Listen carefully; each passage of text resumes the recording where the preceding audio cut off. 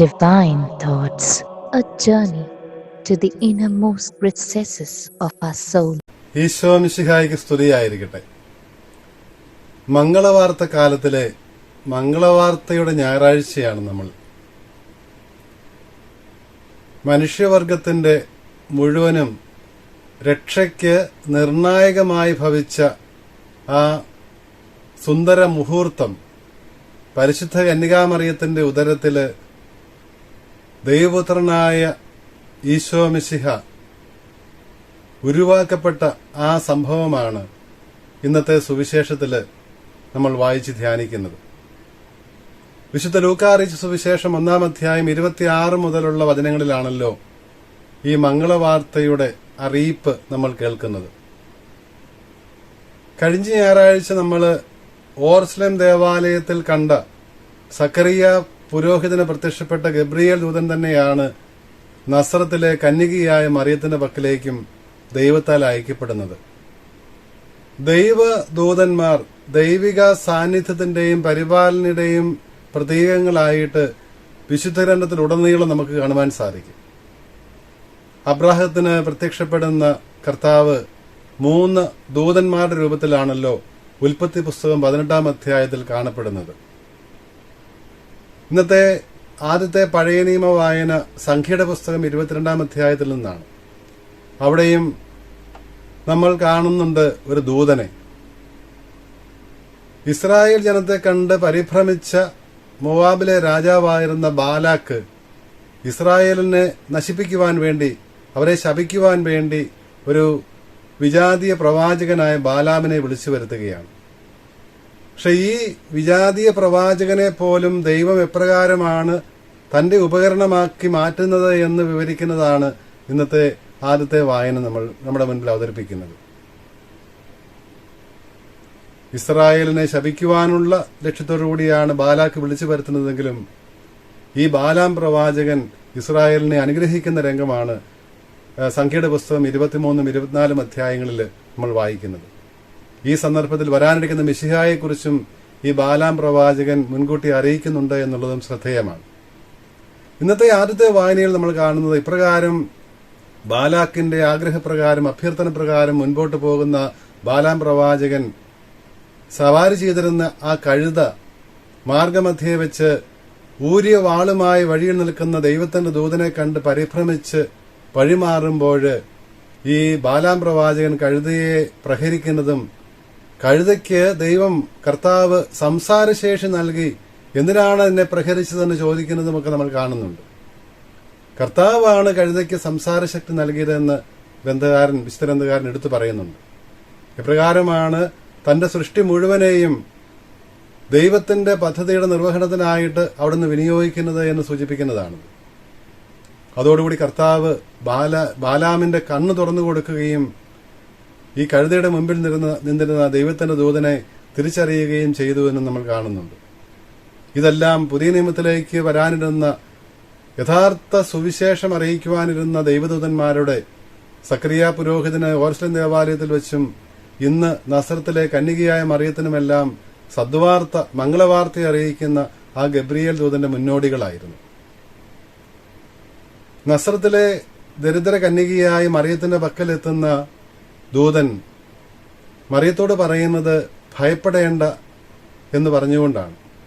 ഭയപ്പെടേണ്ട എന്നുള്ള ആ ഒരു വലിയ ആശ്വാസത്തിന്റെ വാക്ക് വിശുദ്ധ ഗ്രന്ഥത്തിലുടനീളം വീണ്ടും നമുക്ക് കാണാൻ സാധിക്കും. പഴയ നിയമത്തിലുടനീളം ദൈവം പ്രത്യക്ഷപ്പെടുമ്പോൾ, ദൈവത്തിന്റെ ദൂതൻ പ്രത്യക്ഷപ്പെടുമ്പോൾ ഭയപ്പെടേണ്ട എന്നുള്ള ആശ്വാസവചനത്തോടെയാണ്, ഫിയർ നോട്ട്.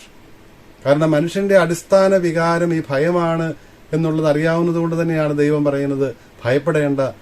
ഇന്നത്തെ 2ാമത്തെ വായനയിൽ പഴയ നിയമത്തിലെ ഏശയ്യായുടെ പുസ്തകത്തിലും നമ്മൾ വായിക്കുന്നുണ്ടല്ലോ, ദൈവം ഇസ്രായേൽ ജനത്തോട് പറയുന്നത്, യാക്കോബേ, നീ എനിക്ക് പ്രിയപ്പെട്ടവനാണ്, ഞാൻ നിന്നെ തെരഞ്ഞെടുത്തു, നീ ഭയപ്പെടേണ്ട, നിന്നെ ഞാൻ സഹായിക്കും, നിന്നെ ഞാൻ അനുഗ്രഹിക്കുമെന്ന് പറയുന്നുണ്ട്.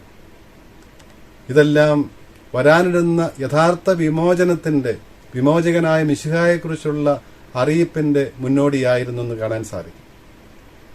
മറിയത്തെ ദൂതൻ അഭിസംബോധന ചെയ്യുന്നത് ദൈവകൃപ നിറഞ്ഞവളെ എന്നാണ്.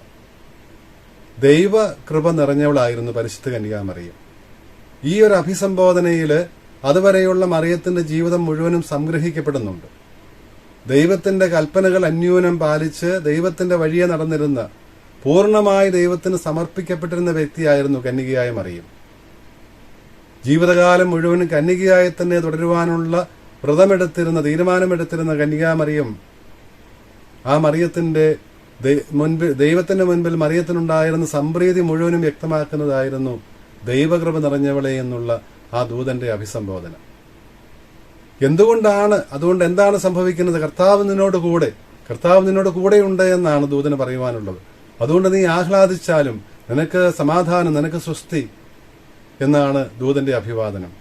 ദൈവത്തിന്റെ മുൻപില് കൃപ കണ്ടെത്തിയ പരിശുദ്ധ കന്യകാമറിയം, ആ കൃപയാണ്, ദൈവത്തിന്റെ കൃപയാണ് ദൈവമാതാവാകുന്നതിന്, മിശിഹായുടെ മാതാവാകുന്നതിന് പരിശുദ്ധ കന്യകാമറിയത്തെ യോഗ്യയാക്കി തീർത്തത്. ദൂതൻ മറിയത്തോട് പറഞ്ഞു, നീ ഇതാ ഗർഭം ധരിച്ചൊരു പുത്രനെ പ്രസവിക്കാൻ പോകുന്നു. മറിയത്തിന് ഇത് മനസ്സിലായില്ല. കാരണം ജീവിതകാലം മുഴുവനും കന്യകയായി ജീവിക്കുവാൻ തീരുമാനിച്ചിരുന്ന മറിയം ഇതെങ്ങനെ സംഭവിക്കുമെന്ന് ചോദിക്കുകയാണ്. ഞാൻ പുരുഷനെ അറിയുന്നില്ലല്ലോ, ഞാൻ പുരുഷനെ അറിയാൻ തീരുമാനിച്ചിട്ടില്ല, എന്റെ ജീവിതകാലം മുഴുവൻ ഞാൻ നിത്യകന്യകയായി തന്നെ തുടരാനായിട്ടാണ് ദൈവത്തിന് മുൻപിൽ വാഗ്ദാനം ചെയ്തിരിക്കുന്നത്. പക്ഷെ ഇതെങ്ങനെ സംഭവിക്കും? അപ്പോൾ എങ്ങനെയാണ് സംഭവിക്കുന്നത്? ഇതൊരു മഹാരഹസ്യമാണ് എന്നുള്ളത് വ്യക്തമാക്കുവാൻ വേണ്ടി ദൂതൻ പറയുകയാണ്. തുടർന്ന് പറയുന്നു, ദൈവത്തിന്റെ അരൂപി റൂഹാദ കുദിശ നിന്റെ മേൽ വരും, നിന്റെ മേൽ ആവസിക്കും. അതിന്റെ ഫലമായിട്ട് നിന്റെ ഉദരത്തില് ഉരുവാക്കപ്പെടുന്ന ദൈവപുത്രൻ പരിശുദ്ധനെന്ന് വിളിക്കപ്പെടുമെന്ന്. എപ്രകാരമാണ് കന്യകയായ മറിയത്തിന്റെ ഉദരത്തില് ദൈവം ഉരുവാക്കപ്പെടുന്നത്? എപ്രകാരമാണ് ദൈവാരൂപിയുടെ റൂഹാദ കുദിശായുടെ ആവാസത്താൽ, പ്രവർത്തനത്താൽ കന്യകയുടെ ഉദരത്തിൽ നിന്ന് ദൈവം മനുഷ്യ ശരീരം സ്വീകരിക്കുന്നത്? ഈ മറിയത്തിന്റെ ഉദരത്തിൽ നിന്ന് ജനിക്കുന്നവൻ എപ്രകാരമാണ് ദൈവപുത്രനാകുന്നത്, ദൈവത്തിന്റെ പരിശുദ്ധനായിരിക്കുന്നത് എന്ന് ദൂതൻ വെളിവാക്കുകയായിരുന്നു. പരിശുദ്ധ കന്യകാമറിയത്തിന്റെ ഉദരത്തിലേക്കുള്ള റൂഹായുടെ ഈ വരവ്, അല്ലെങ്കിൽ ദൈവപുത്രന്റെ ഈ ആഗമനം, അവിടുത്തെ ശരീരമെടുക്കുന്ന ആ പ്രവൃത്തിയെ സഭാപിതാവായ ജെറോം താരതമ്യപ്പെടുത്തുന്നത് ഉത്ഥാനം ചെയ്ത മിശിഹ കതകുകൾ അടച്ചിരിക്കെ, യഹൂദരോടുള്ള ഭയനിമിത്തം കതകുകൾ അടച്ച് അകത്ത് പൂട്ടിയിരുന്ന സ്ലീഹന്മാരുടെ മധ്യയെ പ്രത്യക്ഷപ്പെട്ട ഈശോയോടാണ്. എപ്രകാരമാണ് ഉത്ഥിതനായ മിശിഹ കതകുകൾ അടച്ചിരിക്കെ ശിഷ്യന്മാരുടെ മധ്യയെ പ്രത്യക്ഷപ്പെട്ടത് എപ്രകാരമാണോ, അതുപോലെ ആ കതകിനോ കെട്ടിടത്തിനോ ഭംഗം വരുത്താതെ എപ്രകാരമാണ് ഉദ്ധിതനായ മിശിഹ ശിഷ്യന്മാരുടെ മധ്യയെ സന്നിഹിതനായത്, അതുപോലെയാണ് കന്യകാമറിയത്തിന്റെ കന്യാത്വത്തിന് ഭംഗം വരുത്താതെ ദൈവം മറിയത്തിൽ ജന്മമെടുക്കുകയാണ്, ഉരുവാക്കപ്പെടുകയാണ് എന്ന്.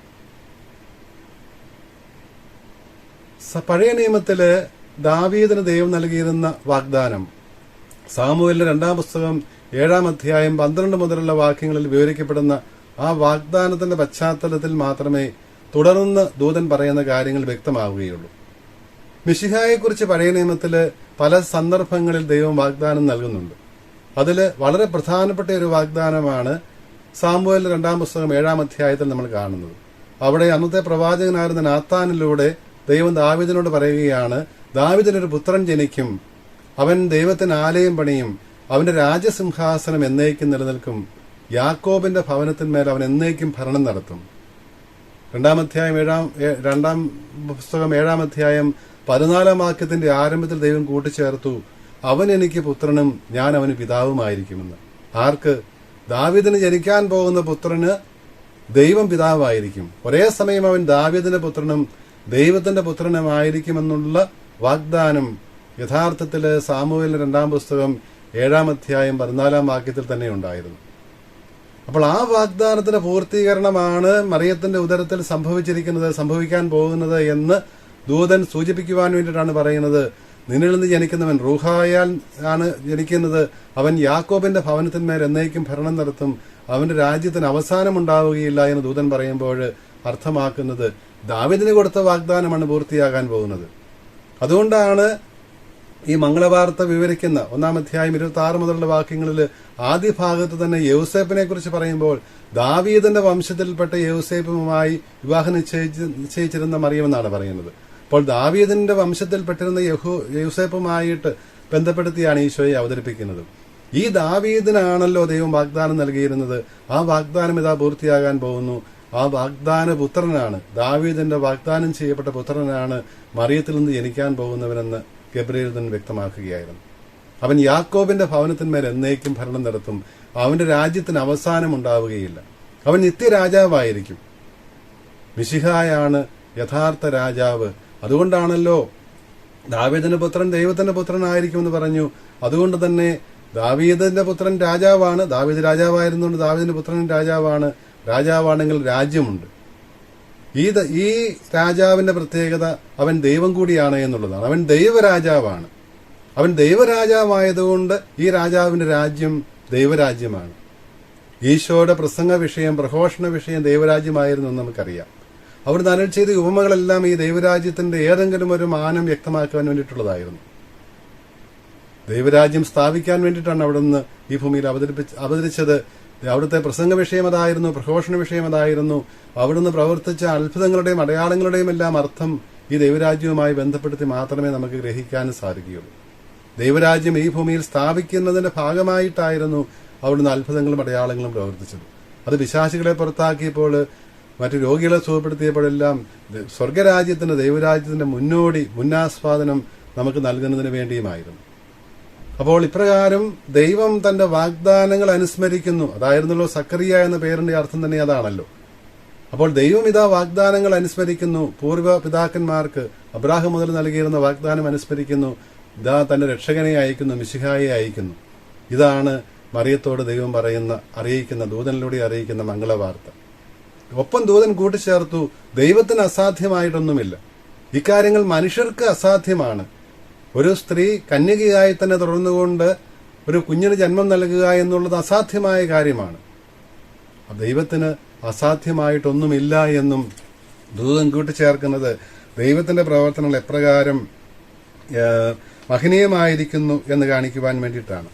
ദൈവാരൂപിയുടെ ഈ പ്രവർത്തനത്തെ പ്രൂഡൻസിയൂസ് എന്ന സഭാപിതാവ് വിശദീകരിക്കുന്നത്, താരതമ്യപ്പെടുത്തുന്നത് പഴയ നിയമത്തില് പൂഴിയിൽ നിന്ന് ഉരുവാക്കപ്പെട്ട മനുഷ്യനിലേക്ക് ദൈവം തന്റെ റൂഹായെ നിശ്വസിച്ചപ്പോൾ, ഉൽപ്പത്തി പുസ്തകം 2-ാം അധ്യായം 7-ാം വാക്യം, ദൈവം തന്റെ ശ്വാസം നിവേശിപ്പിച്ചപ്പോഴാണ് അവൻ ജീവനുള്ളവനായി തീർന്നത്. അപ്പോൾ ആ മണ്ണിൽ നിന്ന്, പൂഴിയിൽ നിന്ന് എടുക്കപ്പെട്ട മനുഷ്യനിൽ ദൈവത്തിന്റെ അരൂപി വന്നപ്പോൾ അവന് ജീവനുണ്ടായതുപോലെ മറിയത്തിന്റെ ഉദരത്തിലേക്ക് റൂഹ പ്രവേശിക്കുമ്പോൾ റൂഹായുടെ ആവാസത്താൽ, റൂഹയുടെ ആ ഒരു ആവാസത്താൽ ഇവിടെ ഇതാ ദൈവപുത്രൻ സംജാതമാകുന്നു എന്ന് പ്രൂഡൻസ്യൂസ് പറയുന്നത് നമുക്ക് കാണുവാൻ സാധിക്കും. പൗരസ്ത്യ സഭാപിതാവായ അപ്രയം പറയും, ഈ ഉദരത്തിലേക്ക് റൂഹ വന്നതോടുകൂടി മനുഷ്യ ഉദരങ്ങളെയെല്ലാം, ഗർഭപാത്രങ്ങളെയെല്ലാം ദൈവം വിശുദ്ധീകരിക്കുകയായിരുന്നുവെന്ന്.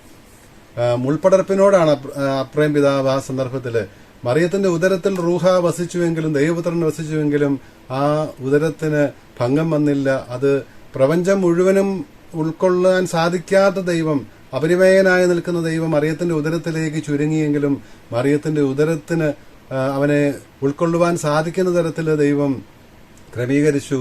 അവിടെ ദൈവത്തിന്റെ ആ അഗ്നി ജ്വലിച്ചുകൊണ്ടിരുന്നെങ്കിലും, മുൾപ്പടർപ്പ് ജ്വലിച്ചുകൊണ്ടിരുന്നെങ്കിലും അത് ദഹിച്ചടങ്ങിയില്ലാത്തതുപോലെ തന്നെ മറിയത്തിന്റെ ഉദരവും ഈ ദൈവ സാന്നിധ്യത്താല്, അരൂപിയാല്, ദൈവപുത്രനാല് ജ്വലിക്കുന്നുണ്ടായിരുന്നെങ്കിലും ദഹിച്ചില്ല എന്ന് അപ്രയം പിതാവ് പറയുന്നത് നമുക്ക് കാണാൻ സാധിക്കും.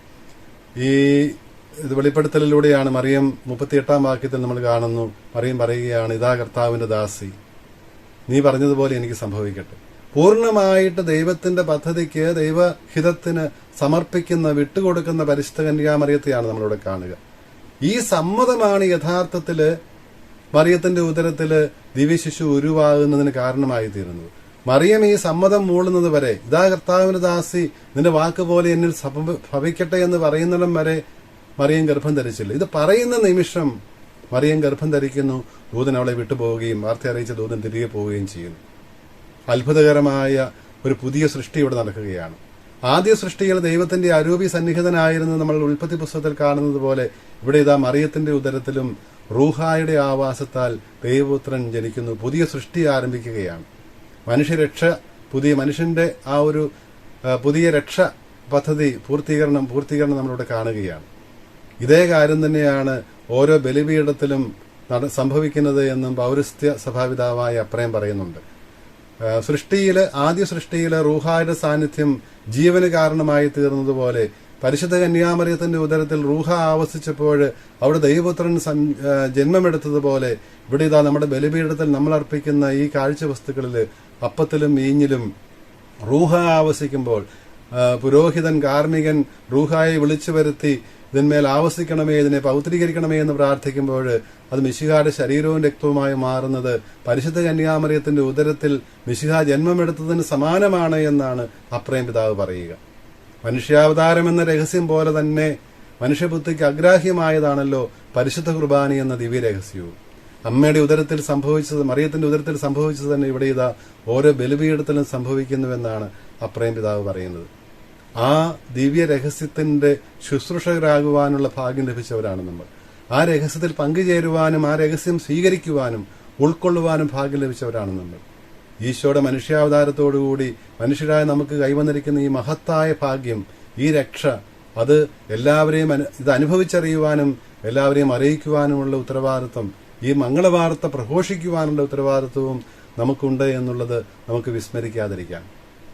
ഈ സുവിശേഷത്തിന്റെ, രക്ഷയുടെ സുവിശേഷത്തിന്റെ വക്താക്കളായി നമുക്ക് ജീവിക്കുകയും ചെയ്യാം. ദൈവം നമ്മളെ അനുഗ്രഹിക്കട്ടെ.